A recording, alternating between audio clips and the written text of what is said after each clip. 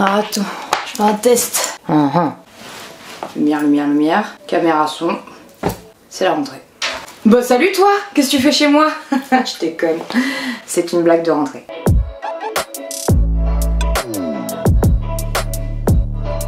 Ah, je suis contente de vous revoir.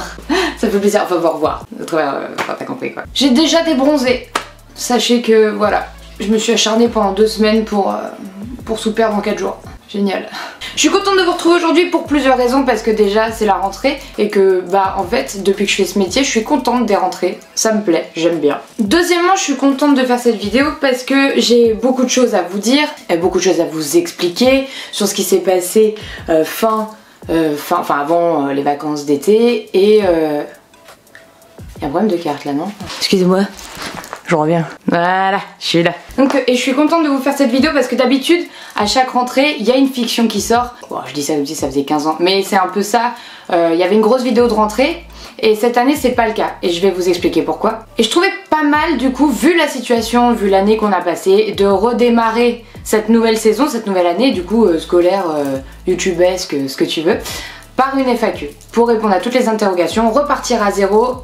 Et bam, on se remet au travail, les fictions, les trucs, les machins. Est-ce que tout le monde est d'accord? Parce que moi je suis d'accord par exemple. Bon, on sait à quel point je suis à l'aise pour répondre aux questions. Tout le monde le sait. Très bonne question. Comment vous dire?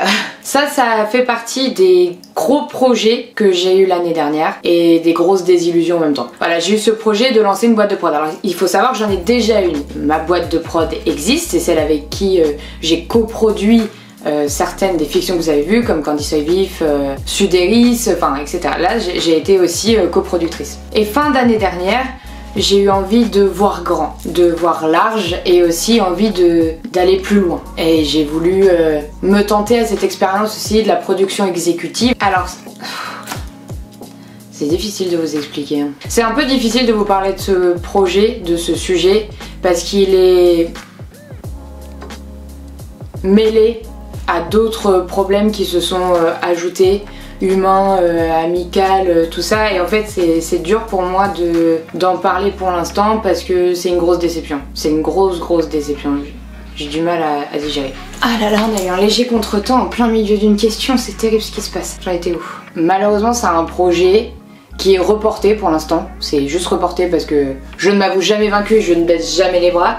Mais c'est vrai que ça a été un épisode hyper compliqué de ces derniers mois parce qu'il est synonyme aussi de déception humaine et professionnelle. Ça a été très compliqué pour moi, ça a été vraiment dur, mais ça a été une belle leçon de vie aussi. Et je pense que je vais juste continuer à écouter mes intuitions et mes envies, et tout ce qui compte en fait depuis 2 ans maintenant et ce qui compte encore aujourd'hui, c'est de faire de la fiction, de faire des courts-métrages et de faire un long-métrage, parce que finalement le but de tout ça c'est d'aller plus loin. J'adore faire des fictions sur internet, j'adore ça, le court-métrage et tout, j'adore ça. Mais forcément, j'ai des envies d'ailleurs, j'ai des envies de plus grand, j'ai des envies de paillettes. Je mets toutes les chances de mon côté parce que je passe mon temps à vous le répéter, mais la chance c'est quelque chose qui se provoque aussi. Faut pas attendre que les opportunités se présentent à nous parce qu'on peut attendre vraiment ça trop longtemps. On peut provoquer sa chance, on peut provoquer son destin. Et c'est ce que j'essaye de faire depuis maintenant 2 ans et ça m'a porté tellement loin. Et je suis sûre qu'en continuant à faire confiance, oh là là, le français est mis, et qu'en continuant à faire confiance à tout ça, ça va le faire. Mais voilà, cette boîte de prod, du coup, je garde la mienne, qui est celle qui sera coproductrice de tous les courts-métrages que vous allez voir sur la chaîne cette année. Je vais être coproductrice de ça avec ma boîte personnelle, et pour la seconde, en tant que productrice exécutive, ça attendra un petit peu, mais j'ai pas renoncé à ce projet.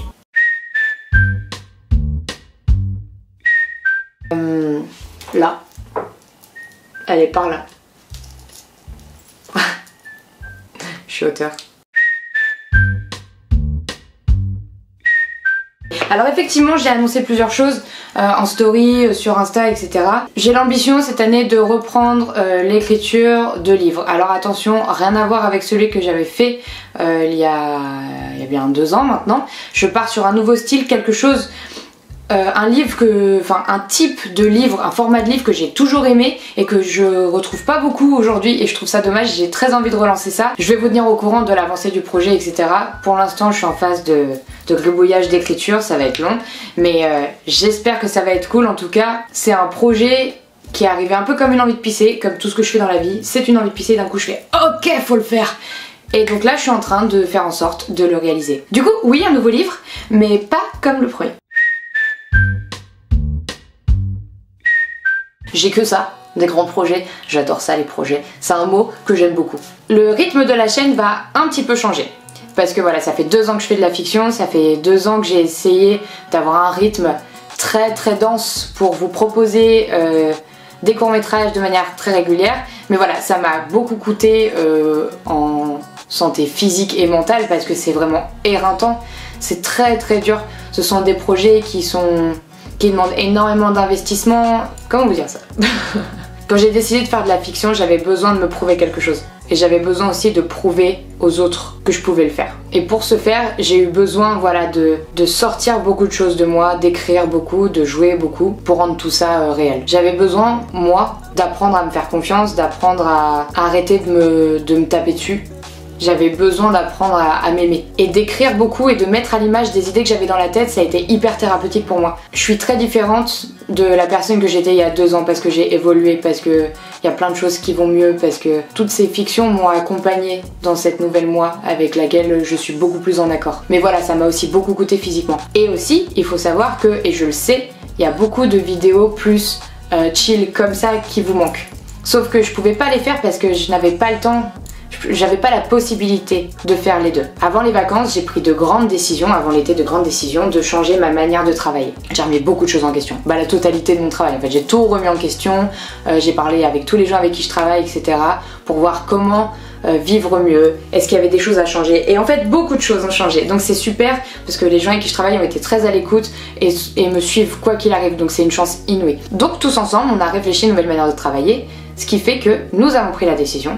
J'ai pris la décision à faire un peu moins de fiction. C'est-à-dire que ces 2 dernières années, il y a eu une fiction tous les mois, voire tous les 2 mois. Et en fait, je travaillais dans la rapidité, parfois on était obligé de faire des sacrifices ou j'étais obligée de m'asseoir sur des idées que je voulais trop faire parce qu'on n'avait pas le temps pour le faire ni les moyens. Et cette année, j'ai décidé de bosser autrement pour aller plus loin. C'est-à-dire qu'il y aura 4 fictions, 4 à 5 fictions cette année. Toutes les limites que je me collais l'année dernière avec les conditions budgétaires, les conditions de prod, là on peut aller un peu plus loin, donc là c'est top. Donc je vous en dis pas plus, mais sachez qu'il y aura 4 à 5 films cette année et que j'en suis très contente. Je sais quels seront ces 4 à 5 films, j'ai déjà la liste, ils sont déjà écrits, donc ça c'est top. J'ai qu'une envie, c'est de commencer à les préparer, à les tourner. Parce que finalement, je suis impatiente, c'est terrible, c'est un de mes plus gros défauts, mais je suis impatiente. Genre, dès que j'ai une idée, j'ai envie qu'elle soit faite tout de suite. Donc ça fait partie des projets que je lance cette année. À côté de ça, attention, grosse news, il y a plusieurs mois, donc c'était au mois de mars, j'ai eu l'envie de tester quelque chose que je n'avais jamais fait. Voilà, c'est un rêve de gamine. J'ai contacté quelqu'un de fabuleux qui a pris ce boulot très à cœur avec moi. Au mois d'octobre, si tout va bien, fin octobre, il y aura un dessin animé sur ma chaîne. C'est un script que j'ai écrit il y a quelques temps, que je n'ai pas pu tourner en réel avec des comédiens, etc. Et je l'aimais bien cette histoire. Donc je suis trop contente de vous annoncer que vraiment, il y a mon premier dessin animé qui sera dispo en octobre. C'est de la joie, c'est de la joie. À l'heure où je tourne cette vidéo aussi, nous sommes le samedi 29 août et je vous tourne cette FAQ qui sera normalement, je l'espère, dispo jeudi prochain. Et je serai en plein tournage de mon premier projet de cette nouvelle saison qui est avec Ubisoft. Du coup, je tourne une grosse pathos fiction avec plein de guests, plein de trucs trop stylés qui sera dispo celui-ci en novembre. Donc là, octobre-novembre déjà, je sais, il y a 2 trucs qui je pense vont vous plaire comme jamais. Et en plus, donc j'en profite, je raconte tout en même temps, on a fait en sorte d'aménager cette nouvelle vie pour que je puisse reprendre des vidéos un peu plus, voilà, lifestyle cool entre nous et des programmes de divertissement avec plein de guests. Donc là vraiment je vais tout lancer avec, vous n'êtes pas sans savoir qu'il y a une pandémie mondiale et que Ça a été très compliqué pour le monde artistique de bosser correctement et de relancer des projets. C'est pour ça que là on essaie de tout mettre en place dans la sécurité de chacun et de tous pour rendre possible les projets, vous divertir, mais c'est vrai que c'était un peu compliqué et c'est aussi pour ça qu'il n'y a pas de fiction de rentrée, c'est parce qu'avec la pandémie les tournages c'était complexe, qu'en plus moi j'étais en renégociation de vie professionnelle complète et que j'avais envie de prendre les bonnes décisions et de me consacrer à qu'est-ce que j'avais envie de faire, comment le rendre possible, etc. Donc j'ai vraiment passé beaucoup de temps à discuter avec plein de gens sur ce que je pouvais faire et pas faire, des négociations de contrats, enfin tout ça, tous les trucs un peu chiants hein, en vrai. Et là en fait, ça y est, c'est bouclé, tout est réglé, tout est en accord avec tout, l'univers est là, on est bien. Et là on reprend, on se remet au boulot et c'est parti.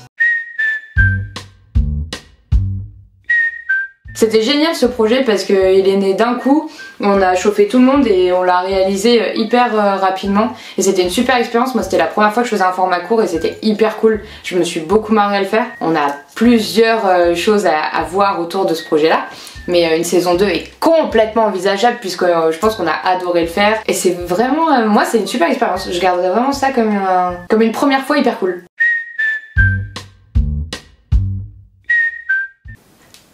Non. C'est quoi être une nana sur YouTube? C'est quoi être une nana qui fait de la... Je vais peut-être parler plus dans mon cas, donc c'est quoi être une nana qui fait de la fiction sur YouTube? Je pense que déjà, avec mon histoire perso, là, tout a évolué. Enfin, moi, je sens pas aujourd'hui, là, trop de différence. En tout cas, quand je suis dans mon cercle. Quand je suis dans mon cercle avec mes potes, quand je joue dans mes films, quand je fais ça, sur un plateau de tournage, à aucun moment, je sens qu'être une femme, c'est compliqué ou pas. Mais parce que peut-être, je suis la chef. Je suis la chef, donc forcément, c'est peut-être un peu plus compliqué de faire du sexisme avec la personne qui dirige, mais ça a été dur au tout début parce que, comme je l'avais expliqué auparavant, la fiction sur internet était surtout gérée par des collectifs et beaucoup de mecs. Et souvent, même quand on me demandait de jouer dans des vidéos ou quoi, j'étais souvent soit la copine d'eux. C'était que des petits rôles ou des rôles pour mettre en valeur quelqu'un d'autre. C'est ça que je trouvais dommage et c'est là où j'ai senti le sexisme. Mais moi j'ai un rapport au sexisme un peu truqué parce que je l'ai découvert assez tard, le sexisme. Parce que je pense que j'étais tellement baignée dans ce monde sans trop m'informer, sans avoir été sensibilisée à ce sujet que je trouvais tout normal. Je pense que quand on nous sensibilise pas, la société est assez intelligente pour nous débiliser. J'adore ce mot, se débiliser. Sauf que quand on gagne en maturité, il faut se laisser le temps aussi d'apprendre. Et il faut savoir que j'ai pas peur de me battre pour mes idées. Du coup quand j'ai décidé de faire de la fiction et que j'étais que face à des collectifs ou des mecs qui m'ont pris un peu pour une guignole. Mais je sais même pas s'ils m'ont pris pour une guignole parce que j'étais une fille ou parce que je suis arrivée en disant hey, je vais faire de la fiction alors que j'en avais jamais fait. Je saurais pas vous dire. Mais j'ai décidé de complètement occulter cette information. J'en avais rien à faire. On est dans une société où forcément nous les femmes on est hyper sexualisées, on est souvent des objets pour mettre en valeur des produits, des gens, des trucs. C'est un fait, c'est comme ça. Mais moi j'ai décidé que cette info-là, elle impacterait pas ma vie. Et si j'ai décidé d'être scénariste et comédienne, en fait je vais l'être. Et peu importe que je sois face à des machos ou des sexistes, je m'en fous parce que vraiment, ma décision, mon combat, ce sera de réussir. Et en fait j'ai pas le temps. J'ai pas le temps pour des gens qui me font chier. J'ai pas le temps pour les gens qui m'emmerdent. J'ai pas le temps pour les gens qui essayent de me rabaisser. Ceux-là je leur donne même pas l'heure. Et surtout, si j'ai des souvenirs de gens qui ont essayé de me rabaisser ou quoi, c'est des gens qui plus tard j'ai recroisé en me disant bravo Amy, c'est super ce que tu fais.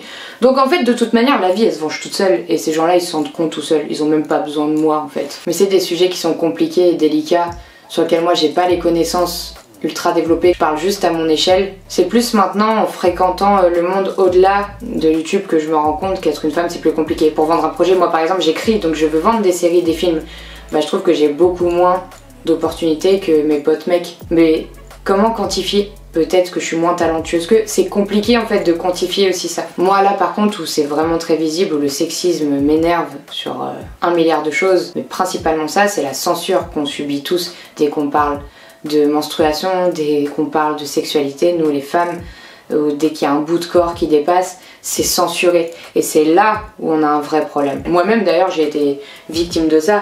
En voulant conseiller sur une vie de femme, on m'a démonétisé tout de suite. Voilà, il y a quand même ce truc de voile de parole où il faut pas laisser trop parler, faut pas... Il y a plein de trucs tabous autour de la femme, mais pour me rassurer, c'est parce que je me dis que sûrement on fait un peu peur parce qu'on est très puissante. Alors, avec qui j'ai tourné récemment? Alors, Pierre Cross. Pierre Cross, ce serait un tire-bouchon. Morgane Niquet, il serait un truc speed lui. Il serait un mixeur. Audrey, ce serait un diffuseur d'huile essentielle. Ça lui va très bien. Parce que Audrey, c'est un peu la maman de tout le monde et c'est celle qui fait du bien. C'est le bien-être, Audrey. Donc ouais, ce serait un diffuseur d'huiles essentielles avec Jérémy Detlo.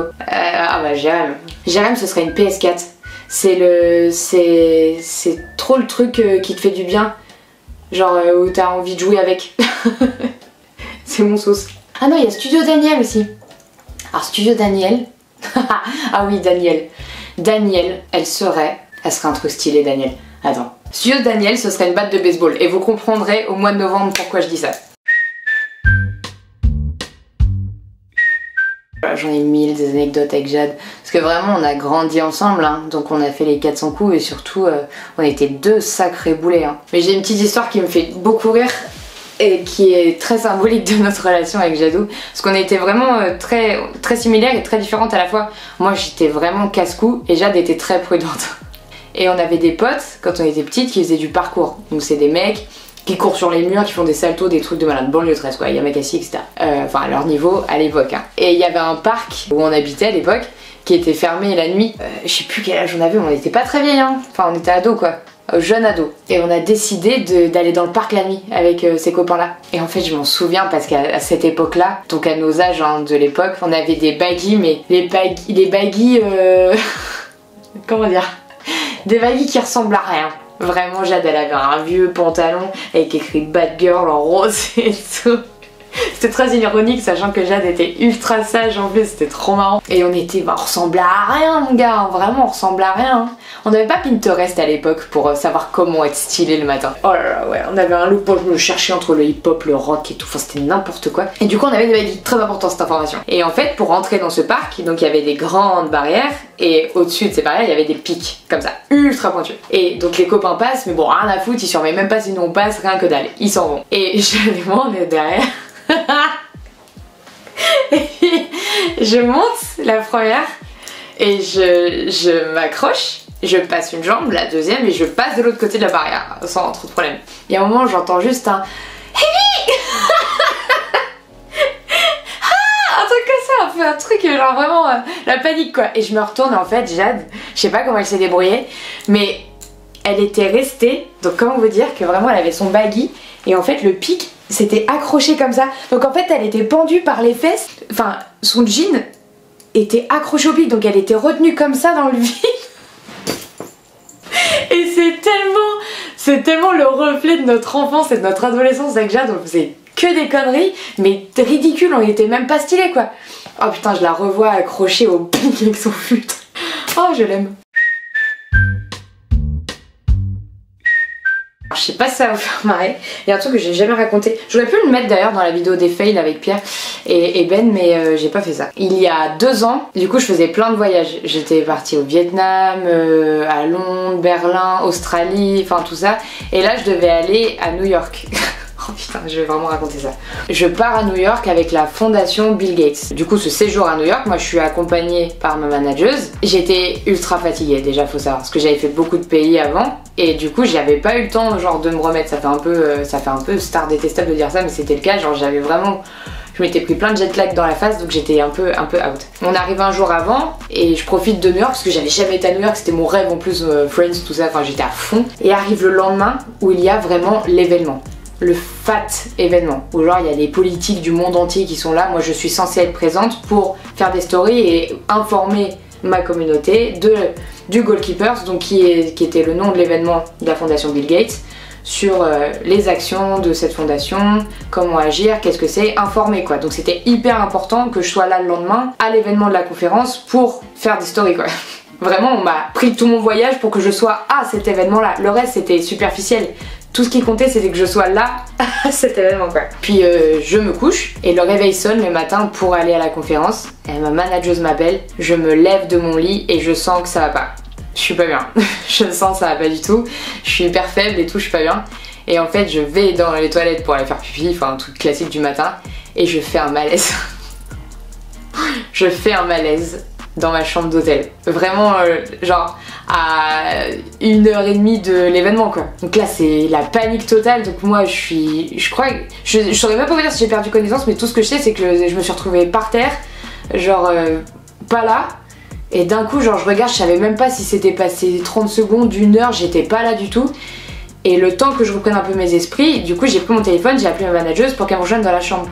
Et en fait elle me voit, et apparemment j'étais vraiment un déchet quoi, genre j'avais été blanche et tout, et en fait bah impossible pour moi, je pouvais même pas me lever, mes jambes étaient du coton, c'était horrible. Donc là c'est la panique parce que je suis vraiment là, et puis c'est un événement où les gens ils blaguent pas du tout quoi, faut vraiment pas merder. Et du coup la pauvre elle s'est retrouvée à appeler tous les gens de la fondation en expliquant que je viens de m'effondrer dans la chambre, et là ils me font venir un médecin. Mais je crois qu'ils ont appelé le médecin de Kylie Jenner hein, parce que vraiment, imaginez cette vie bizarre, il y a un médecin qui vient dans ma chambre d'hôtel pour prendre ma tension, il m'a fait une analyse d'urine dans ma chambre d'hôtel. Et là, enfin ça tombe, j'ai 8 de tension, donc normalement c'est l'hospitalisation avec 2 tensions. Et je lui explique, il me dit bah là avec tous les voyages que vous avez fait, en fait votre corps il a juste lâché quoi. Du coup impossible pour moi d'aller à l'événement auquel j'étais invitée initialement, auquel qu'on avait préparé pendant des mois.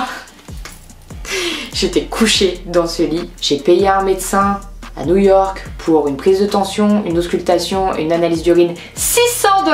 Et pour trouver une solution, du coup, sachez-le, des gens ont pris des stories à ma place de l'événement que j'ai publié sur mon compte Instagram pour pallier au problème. Mais c'est... Oh, cette histoire, qu'est-ce que j'ai culpabilisé et tout, je m'en suis voulu d'être aussi mal. Terrible. Voilà, le jour où j'ai fait un malaise à New York.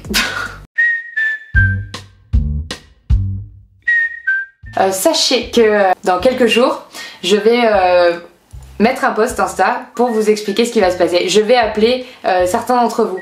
Voilà, on va s'appeler en visio, on va passer un petit moment ensemble et je vais en faire une vidéo. Je suis trop contente de faire ça parce que bah j'ai pas l'occasion de faire beaucoup de rencontres abonnés, de passer beaucoup de temps avec vous, et c'est vraiment quelque chose qui me fait chier. Et en plus là avec bah du coup le Covid etc, tout est vraiment complexe, et là je trouve que c'est vraiment quelque chose qui est top pour pallier à ce problème.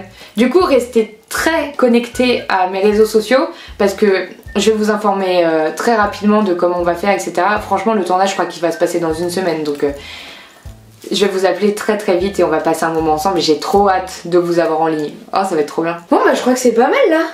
J'ai répondu à pas mal de questions. Là c'était du coup un ask spécial rentrée. Bien sûr nous en ferons d'autres sur des questions indiscrètes, parce que je sais que les questions indiscrètes vous avez beaucoup plu. Je sais pas qu'est-ce que j'ai d'autre d'indiscret, remarque. J'arrive tellement pas à le dire qu'à mon avis j'ai tout dit. En tout cas j'espère que ça vous a plu. Sachez que cette année va être forte en émotions, riche en projets, riche en plein de choses. J'ai très hâte de démarrer. Cette vidéo sonne la ligne de départ et j'espère qu'on va vivre quelque chose d'extraordinaire. Restez très connectés comme je vous l'ai dit, je vais appeler certains d'entre vous dans très peu de temps. J'ai très hâte de vous parler, je vous remercie pour tout. Et vraiment sachez que je suis remontée à bloc, on se laisse pas aller, on y va. 2020 est pas fini, on a encore le temps de rendre cette année extraordinaire. Bisous.